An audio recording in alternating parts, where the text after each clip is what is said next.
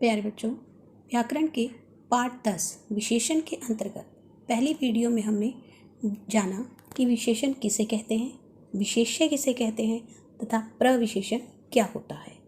इसके अलावा विशेषण के सभी 4 भेदों के बारे में भी हमने विस्तार पूर्वक जाना व समझा था। आज इस वीडियो में हम जानेंगे कि विशेषण की अवस्थाएं कौन कौन सी होती हैं। साथ ही यह भी जानेंगे कि संज्ञा, सर्वनाम, क्रिया तथा अव्यय से किस प्रकार विशेषणों की रचना की जाती है। आइए सबसे पहले बात करते हैं विशेषण की अवस्थाओं के बारे में। तुलना की दृष्टि से विशेषण की 3 अवस्थाएं हैं: मूलावस्था, उत्तरावस्था और उत्तमावस्था।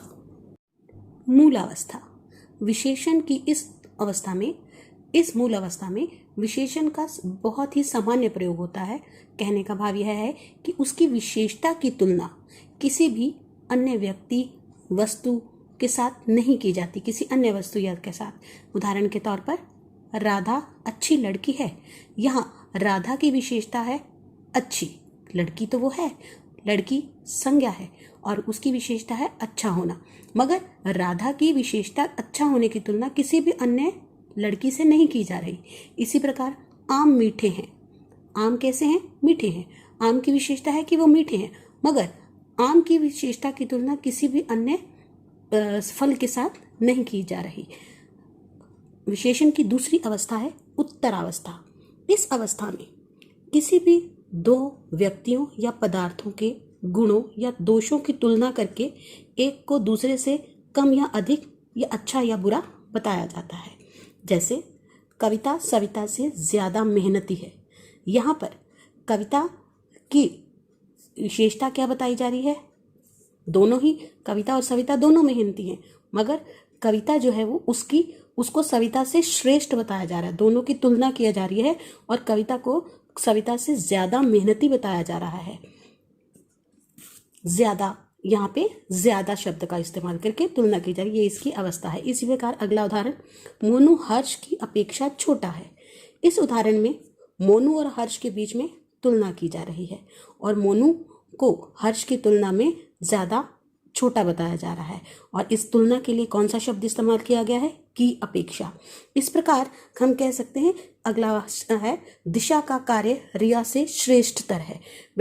बच्चे उत्तरावस्था में हम जब 2 व्यक्तियों की तुलना करते हैं तो उसमें विशेषण के अंत में तर भी लगा दिया जाता है तुलना के लिए। जैसे यहाँ दिशा का कार्य रिया से श्रेष्ठतर है, श्रेष्ठतर तर लगाया गया। देखिए उसके विशेषण के पीछे तर लगा दिया गया, और क्योंकि दिशा और रिया के कार्य के बीच में तुलना हो रही है और दिशा को रिया से अच्छा बताया जा रहा है, ज़्यादा श्रेष्ठ बताया जा रहा है, वो भी तर प्रत्यय लगाकर। इस प्रकार हम कह सकते हैं कि उत्तरावस्था के लिए कौन कौन से शब्दों का इस्तेमाल होता है? से अधिक, से ज़्यादा, से कम, की अपेक्षा, ये सब जोड़े जाते हैं। या कुछ शब्दों में क्या लगा दिया जाता है? तर भी लगाते हैं। विशेषण की अंतिम अवस्था होती है उत्तम अवस्था। बच्चे, उत्तम का अर्थ होता है दी बेस्ट, सबसे श्रेष्ठ। तो इस अवस्था में किसी भी प्राणी या वस्तु को अन्य सभी से सबसे ज़्यादा श्रेष्ठ या उत्तम बताया जाता है और इसके लिए विशेषण से पहले सबसे, सब में, सबसे ज़्यादा, सबसे अधिक लगाया जाता है। कुछ शब्दों में तो विशेषण के अंत में क्या लगा दिया जाता है? तम। उत्तरावस्था में तो तर लगाया जाता था, मगर उत्तम अवस्था में क्या लगाया जाता है? तम भी लगाया जाता है। जैसे संजना सबसे ज़्यादा सुंदर है। यहाँ पे क्या लगा दिया? सबसे ज़्यादा बताने के लिए सबसे ज़्यादा विशेषण के साथ। विशेषण क्या है? सुंदर। अब इसी तरह से हम इसको जब तम लगाते हैं तो कैसे बनेगा? संजना सुंदरतम है, तो विशेषण के साथ अंत में क्या जोड़ दिया गया है? तम। अगला उदाहरण, गंगा सबसे पवित्र नदी है। यहाँ विशेषण के साथ, पवित्र के साथ क्या जोड़ दिया? सबसे। इसी प्रकार माउंट एवरेस्ट सबसे ऊंची चोटी है। देखिए सबके साथ क्या लगाया है? सबसे। अधिक या सबसे ज़्यादा, सबसे अधिक, ये जो है उत्तम अवस्था की विशेषता है। आइए अब कुछ विशेषण शब्दों की उत्तरावस्था और उत्तम अवस्था को समझते हैं कि उन्हें हम उत्तरावस्था को किस प्रकार प्रकट कर सकते हैं और उत्तमावस्था को किस प्रकार प्रकट कर सकते हैं। जैसा कि आपको पहले भी बता चुकी हूँ कि उत्तरावस्था में अंत में विशेषण के साथ क्या लगा दिया जाता है, तर, और इसी प्रकार उत्तम अवस्था में अंत में क्या लगा जाती है, विशेषण के साथ क्या लगा देते हैं, तम। तो ये है कुछ मूल अवस्था, मतलब जिनका सामान्य रूप से विशेषणों शब्दों का प्रयोग किया जाता है। पहला है दीर्घ, तो उत्तरावस्था में बनेगा दीर्घतर विशेषण शब्द और उत्तम अवस्था में दीर्घतम। इसी प्रकार नीच का नीचतर और उत्तम अवस्था में नीचतम। कोमल का मूल अवस्था का है कोमल, उत्तरावस्था में कोमलतर और उत्तम अवस्था में उसे क्या कहेंगे, कोमलतम। इसी प्रकार श्रेष्ठ, मधुर, मृदु, सरल, निम्न, दृढ़, गुरु, इन सभी विशेषण शब्दों के साथ अंत में तर लगाकर उत्तरावस्था को प्रकट किया जाता है और तम लगाकर उत्तम अवस्था को प्रकट किया जाता है। आइए अब बात करते हैं विभिन्न विशेषणों की रचना की।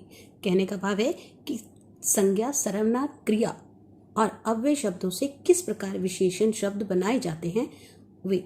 और आपको बता दें कि इन शब्द संज्ञा, सर्वनाम और क्रिया अव्ययों से विशेषण शब्दों की रचना हेतु उनके साथ या तो उपसर्ग लगाया जाता है या उनके पीछे प्रत्यय लगा दिया जाता है। तो आपको बता दिया था, पहले भी बताया गया था कि उपसर्ग हमेशा मूल शब्द से पहले लगते हैं और प्रत्यय जो है वो बाद में लगते हैं। उदाहरण के रूप पर विशेषणों की रचना देखते हैं कैसे। विभिन्न पहले संज्ञा शब्दों के साथ कैसे किया।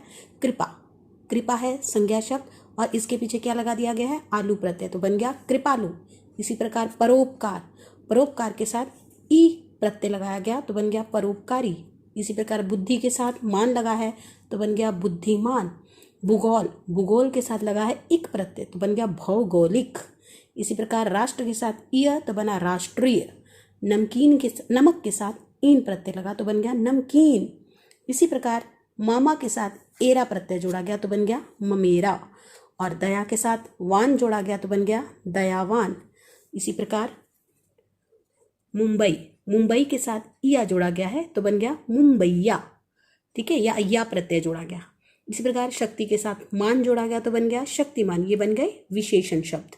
अब बातें हैं सर्वनाम के साथ। सर्वनाम के साथ बहुत सौ में ता जोड़ा गया है, सा जोड़ा गया है और किस प्रकार होते हैं देखिए।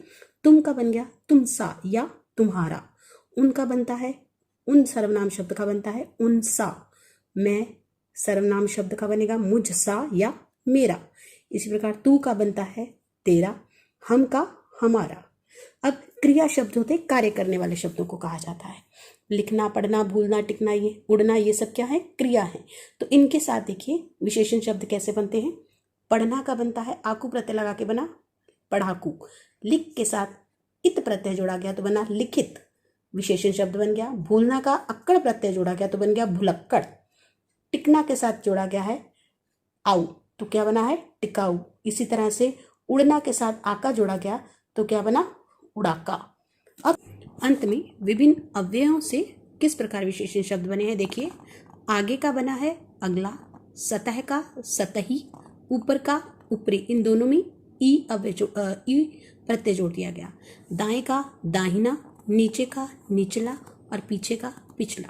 इस प्रकार ये विशेषण शब्दों की रचना की गई है। प्यारे बच्चों, इस आज की वीडियो के द्वारा हमारा विशेषण पाठ पूर्ण रूप से होता है। आप भी इस पाठ को ध्यानपूर्वक पढ़ें, घर पर रहें, सुरक्षित रहें। धन्यवाद।